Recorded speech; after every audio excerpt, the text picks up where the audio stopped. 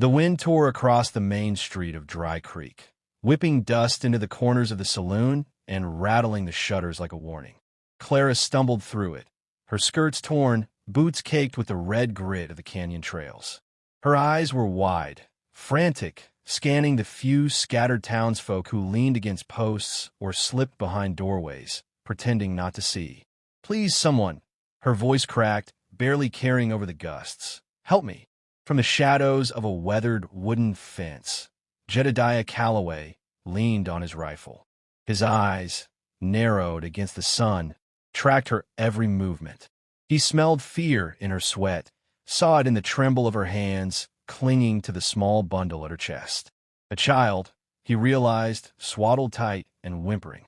Clara fell to her knees in the dust, the wind lifting strands of her hair like dry flames. They'll take him. Please, I'll do anything. Anything." A slow step forward. Jed's boots sank into the sand. His shadow stretched long across the street. He said nothing at first, letting her panic fill the silence between the wind's moan and the rattle of the saloon sign above. Those men," Clara gasped, coughing against the dust, "the Red Sable Gang. They say if I don't pay the debt by sundown, they'll take him. My boy, they'll—" Jed shifted his weight, rifle still at his side. There was a calm about him that made the few onlookers blink twice, uncertain if he was friend or threat. He crouched slightly, letting the barrel of the rifle point to the ground. Not yet an accusation, but a promise. "I don't—" Clara's voice broke again. She pressed the child closer, trembling. "I don't know what to do." Jed's hand rested on the worn grip of his rifle, thumb brushing the stock as though feeling the history it held. His gaze swept the street, noting the empty windows, the creaking sign, the dust that hid footsteps of the approaching. He exhaled, slow and steady. "Stand," he said. His voice was low, gravelly, but there was steel in it. "You're not getting him taken today." Clara's tear-streaked face lifted. Her lips parted, hope and fear tangled there. "You'll help me?" Jed didn't answer immediately. The wind stung his eyes. Somewhere in the distance, the scrape of hooves and the faint laughter of riders echoed across the canyon. The Red Sable Gang, closing fast. He looked at her, at the child, at the dust swirling like judgment around them. And then, finally, he nodded. "I'll get him back. But you listen, and you stay close. No heroics, you hear?" "Yes, yes, sir," Clara whispered, clutching the boy tight, relief and terror mixing like smoke in her chest. Jed slung the rifle over his shoulder and started down the street. Dust rose behind him like a warning. The town seemed to hold its breath as the rancher and the desperate widow disappeared toward the jagged horizon, leaving Dry Creek to the wind and the shadows. Clara stumbled over a jagged rock, clutching the child to her chest as Jed's long shadow stretched across the canyon floor. The walls rose steep and red on either side, twisting like the ribs of some great beast. Every step they took sent loose gravel skittering, echoing like whispers of pursuit. "They're close," Jed muttered, his eyes scanning every crevice, every shadow. The rifle stayed ready across his shoulder, his hand twitching near the trigger.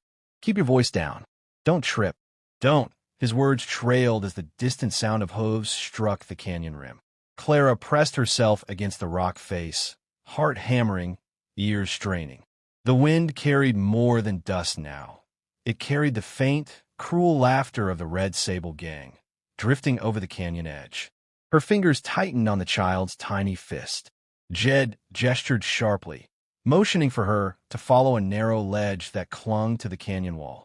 She stepped carefully, boots scraping against stone, feeling the drop beneath her like a living thing, threatening to swallow her whole. "Jed, what if they see us?" Clara's whisper was nearly lost in the howl of wind. "They won't," he said, voice low, steady. "Not if you move like I tell you. And don't make a sound." They moved in silence, the canyon swallowing their presence.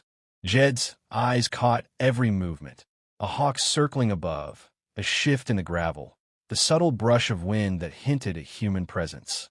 Clara tried to match his calm, but every footstep made her heart leap. A shadow passed across the ledge above them. Jed froze, pressed Clara behind him, and leveled his rifle. Two riders, black hats tipped, eyes glinting with malice, tracked them with practiced ease. The horses' hooves rattled over stone, a promise of death for the careless. Jed didn't fire. Not yet. He whispered, "Stay low. Watch the rocks, not the men." The words were clipped, urgent. He led her into a small alcove, just wide enough to hide two bodies. The riders passed, eyes scanning, nostrils flaring. Gravel shifted under hoof, hearts leaping with each echo. Once the danger passed, Jed exhaled slowly. "You're lucky. Most people don't make it this far without." His voice trailed, letting the silence say the rest. Clara's fingers shook, but she pressed herself closer, letting the weight of the child anchor her. "Thank you," she whispered. "I don't know how you—" Jed cut her off with a glance, not unkind but firm. "No time for thanks. We move fast from here, or they circle back." The canyon walls seemed to close in as they climbed higher, shadows lengthening with the setting sun. Every step Jed took revealed more. His sure-footed balance, his silent calculation, the way his eyes caught every detail the wind and dust tried to hide. Clara realized, with a shiver, that Jed Calloway wasn't just a rancher. There was something beneath the sun-scorched skin, a skill honed by years she couldn't yet imagine. Above them, the canyon darkened, the wind carrying distant shouts, the threat never far behind. And Jed, quiet as a ghost, led them onward, deeper into the shadows, where safety and danger danced on the knife edge of stone. Lightning split the sky above the Calloway Ranch, throwing jagged shadows across the wide plains. Rain hammered the roof of the barn, turning the dry earth into slick mud. Jed's boots sank with every step as he led Clara and the child through the storm, the wind tearing at their clothing, carrying the faint echo of hoofbeats across the wet ground. "They're here," Jed growled, voice low but carrying over the roar of the storm. His rifle was raised, fingers tight on the trigger, eyes scanning the tree-line where the red sable gang moved like shadows in the rain. Clara pressed the child closer, shivering, heart pounding in time with the thunder. "Jed, what do we do?" "Move," he said. "Inside. Don't stop. Keep low." They scrambled toward the barn, the mud sucking at their boots, lightning illuminating glimpses of men on horseback, their black hats slicked with rain. The gang's laughter rolled across the plains, harsh and cruel, carrying the promise of violence. Jed slipped inside first, blocking the door with a plank ripped from the weathered wall. Clara followed, stepping over scattered tools, clutching the child tight. The barn smelled of hay and wet wood, the thunder shaking the rafters above. Jed moved like a shadow, checking windows, listening to the storm outside and the creak of approaching riders. "They'll break it down," Clara whispered, panic threading her voice. "Let them try," Jed replied, eyes narrowing. He crouched, hands brushing against hidden pockets, calculating every angle. "We've got the high ground, and they don't know this place like I do." A sudden crack of thunder made the windows shiver. Rain sluiced through gaps in the roof, drenching the floor. Jed shifted, guiding Clara behind a stack of barrels. The child whimpered, startled by the noise. Jed patted her shoulder. "Stay close. They'll come for us, but we're ready." Footsteps splashed through the mud outside. The gang's leader, hat low, rifle raised, shouted orders into the wind. Jed's gaze followed the sound, hand brushing the rifle, pulse steady despite the storm. Each movement outside sent a shiver through the building, splinters rattling like warnings. Clara's fear pressed against him, almost suffocating. "I can't," she stammered. "You can't," Jed said, voice sharp but calm. "Hold him tight. Trust me. That's all you've got to do." Lightning flashed again, revealing the gang pressing closer, sliding through the mud toward the barn doors. Jed's fingers itched along the rifle, mind racing. He could see their every step, their every hesitation. Then, with a sudden roar of wind and water, he stepped forward, ready to meet them, his shadow long across the wet floor. Clara clutched the child tight, breathing in his calm, realizing that whatever happened next, Jed was more than a rancher, and that he intended to prove it. The storm wasn't just rain and wind. It was an omen, a drumbeat for the reckoning about to unfold. And Jed, steady and unflinching, met it head-on. Gunfire cracked through the storm like lightning, splitting the sky. Jed dropped behind a toppled wagon, mud splattering his boots, eyes fixed on the gang pressing the barn doors. Rain hammered down, soaking him to the bone, washing grit into his eyes, but he didn't flinch. "They're taking the boy," Clara shouted, clutching him to her chest, pressed against the hay bales. Her voice trembled with panic. Jed rolled to his feet, rifle raised, a calm fury etched into his features. The gang's leader peeked through the broken door, smirk twisting under his soaked hat. Jed's finger tightened on the trigger, and in the next instant, the leader stumbled, a shot ringing true. The others froze, surprise cutting through the storm like a knife. Clara gasped. How did you?" Jed didn't answer. He moved like a shadow, fluid and unyielding, picking off riders as they scrambled in the mud. His old hands, scarred and steady, wielded rifles and pistols with the precision of a man who had danced with death long before this storm. One by one, the gang faltered, slipping in the mud, their shouts swallowed by thunder.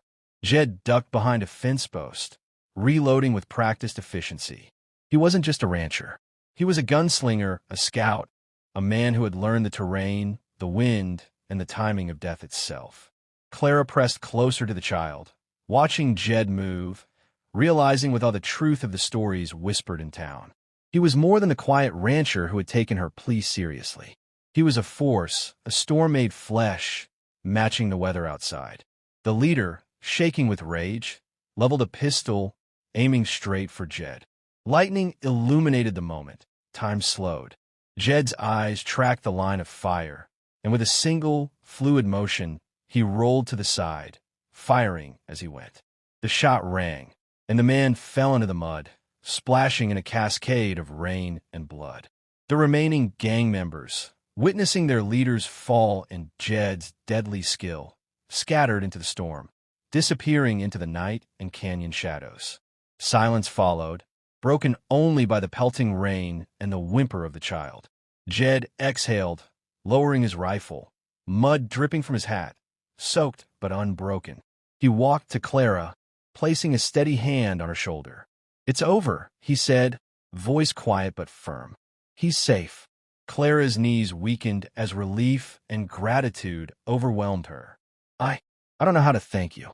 Jed shook his head, glancing toward the horizon where lightning still danced over the plains. "No thanks. Just live.